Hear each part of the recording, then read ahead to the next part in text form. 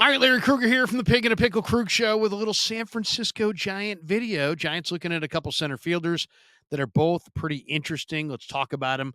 Harrison Bader and the kid from Korea, Lee, who is a very interesting player in his own right.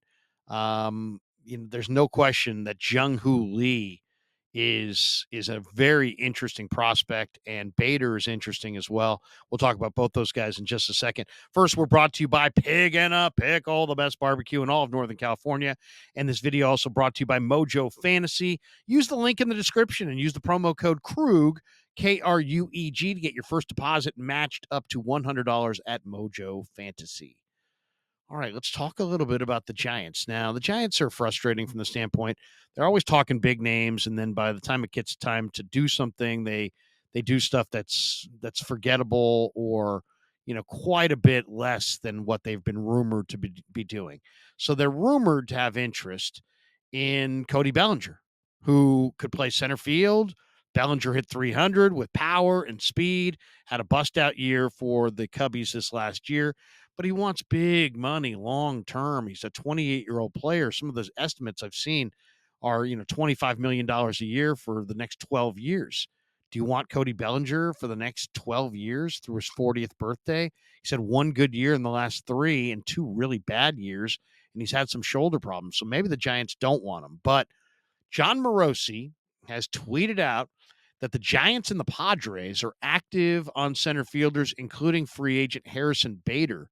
He goes on to say Jung Hoo Lee is of interest to both clubs as well. John Heyman is the one who's been reporting on Jung Hoo Lee's market, which they're describing as robust. All right, who should we start with? Should we start with Lee? Should we start with Bader? Why don't we start with Lee? Lee's interesting. He's a very interesting player. Um, he's a second generation baseball player. His he's a guy who is a contact hitter. He's a really skinny, small center fielder who supposedly is great on defense and has an incredible hand-eye coordination and command of the strike zone. Um, but he worries me. He worries me on a lot of fronts. One, he's coming off of a subpar season in the KBO where he fractured his ankle. And ankle fractures for guys who run really well, that's always like, okay, well, how are they going to emerge from the surgery? Then you look at the KBO, and I thought the KBO was fun to watch during the pandemic, and we used to wager on it and stuff on KMBR, and we had a lot of fun with it. But it's generally considered to be the equivalent of high A ball in the minor leagues, and you don't see KBO pitchers throwing smoke for the most part. They don't. The average fastball in the KBO is 88 miles per hour this last season. The Major League Baseball average for a fastball is 94. So Jung Hoo Lee is known as a guy who has a great batting eye, but that's in a league in the KBO where guys are nibbling off the corner.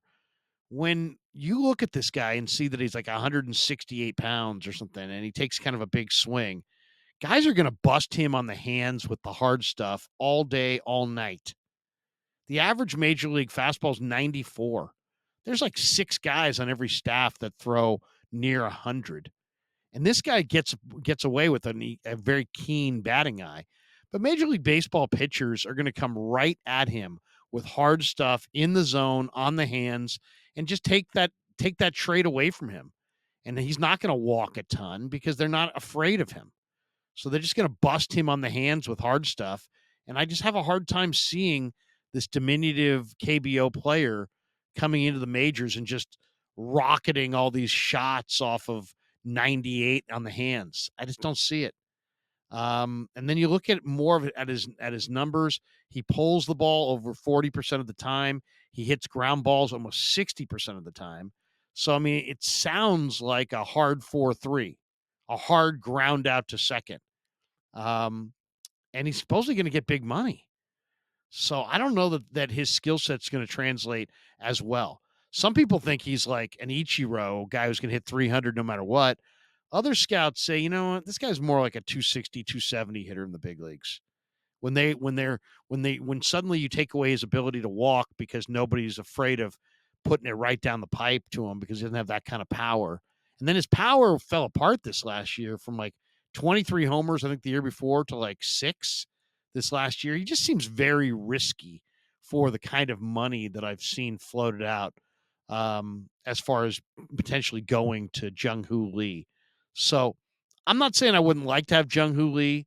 I just don't know if I want him at big dollars long term, especially coming off an injury plagued year in the KBO. I don't know. Call me a little skeptical there. I'm a little bit skeptical of what Jung Hoo Lee is going to be able to accomplish in the big leagues. All right, now let's go to Harrison Bader. Harrison Bader's interesting. I've always liked Harrison Bader. Um, he's just a fun player to watch. He's fast. He's always been had kind of a cult following. The Cardinal fans loved him. Then they traded him to the Yankees. And he's a New York kid. He's from upstate New York, I believe, or somewhere in New York. And he had a great run in the 22 playoffs with the Yankees where he had like 6 home runs. So he's got a little magic to him, and he definitely can elevate in the playoffs. But I mean, he hit 232 with 7 home runs last year and a 274 on base. I mean, to put that in perspective, Brandon Crawford hit 7 home runs and he had a 273 on base. And he hit 8th much of the year. So I know the Giants are probably thinking, hey, leadoff hitter. But they may be just better off going with Luis Matos. I mean, if you can't get Bellinger, you may want to just roll with Matos. But his career batting average is 243. And, I mean, it's I don't know. I don't know what to say out there about Harrison Bader. I mean, I like Bader. There's some things to like about him for sure, but he doesn't hit the ball particularly hard. 85.9 miles per hour was his average exit velo. That's bottom 4% of the league. And that's following a 2021 season where he hit the ball on average 86.2 miles per hour. And then 2022, 83.4 miles an hour. So his 271 WO on base percentage average was bottom 5% of the league. 4.9% walk rate, bottom 6% of the league. So I don't know. I mean, does he get on base? He's a very good defender. Statcast's outs above average measure. He was +9 in center field last season. If you look at his career since 2018, it's +19, +13, +3 in the COVID year, +14, +7, +9. So he's got good measurables when it comes to defense. He can play defense. I mean, you're talking about a guy who, his defensive index was just below Kevin Kiermaier, and Kiermaier is considered kind of the best defensive center fielder there is. So he's a good base runner, 85th percentile as far as sprint speed. He doesn't get on base a ton, but I like Harrison Bader at cheap, but I don't know about. I've heard estimates he's going to get a 4-year deal for $40 million, $10 million a year. Really? You're going to pay Harrison Bader $10 million a year? To me, he sounds very similar to Kevin Pillar. And I don't know if the Giants fans, love Kevin Pillar. Now, I like Bader as far as I would want him on my team. I just don't know if I want him on a 4-year deal at $10 million a year. And he definitely is not like, okay, you didn't get Bellinger, but you got Bader. No. I mean, if you get Shohei and Yamamoto and you want to add Bader as a center fielder with speed, okay. You've gotten your big time starter, you've gotten your big time DH bat, middle of the order bat, and you want to get Bader to put in center field and share center field with Matos a little bit, and a guy who can run. I'd be down for that. I definitely think I would rather go with Bader over Lee because I think Bader is a little bit stronger. I think he's got more power. I think he's less of a projection, and I think he's going to cost a whole lot less.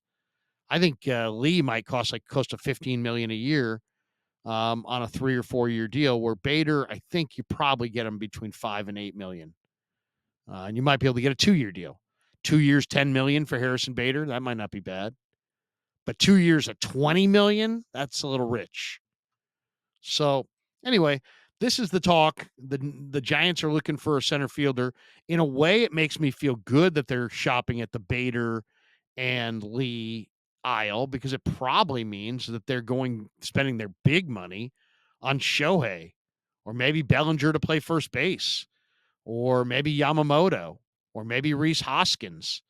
And I think they ought to go maybe Jorge Soler. I love Jorge Soler.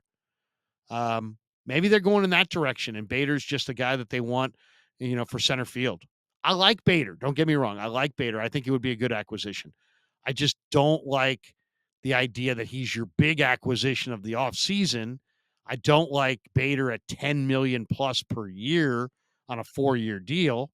But if you could get Bader for 2 years and 16 million, 2 years at 8 million a year, that might not be bad. Still sounds kind of rich since you have Luis Matos and you could stick Matos out there. Do you really want to clog your outfield with more middling options? I mean, if you make a move like this, you got to have a trade for somebody. Somebody's leaving. Slater, Yaz, Ramos. Somebody's, Lamont Wade. Somebody's getting traded out of this outfield if you're going to go sign Harrison Bader. But I like the idea of Bader. I'm really nervous about Lee because I think Lee's going to get like 3 years, close to $50 million, and I think there's a very good chance that he just gets overpowered by MLB pitching, and his walk totals, are nowhere close to what they were in the KBO. And he takes a big swing. He's got a huge swing. Lee does.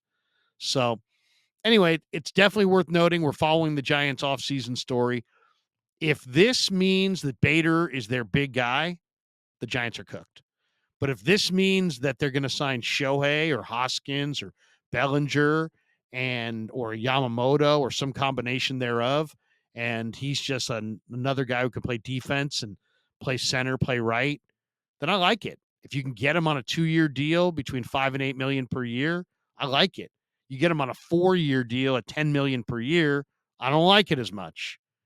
I don't like the idea of blocking Luis Matos and Grant McCray and any other center fielders coming up through the system for the foreseeable future because you have middling players. Slater's middling. Yaz is middling.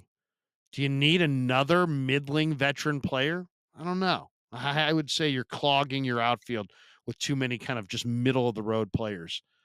But the one thing that makes me a little excited about Bader is that when he did go to the playoffs with the Yankees, he hit 6 home runs in that playoff run. So he's shown an ability with pressure to hit in October under pressure with power and give you a good glove. And that has value in the big leagues for sure. So I would say thumbs up on Harrison Bader if you can get him at the right price. Thumbs up on Lee if you can get him at the right price. I doubt that you can. Thumbs down on both if they're your big offseason addition. But it's interesting for sure, and it's definitely worth taking note of. All right, thanks to Pig and a Pickle for being the title sponsor of the Krug Show. Thanks to Mojo Fantasy for sponsoring this video. Use that link in the description and use the promo code Krug, K-R-U-E-G, and they'll match your first deposit up to $100. And thanks to all you guys for supporting the Krug Show on YouTube.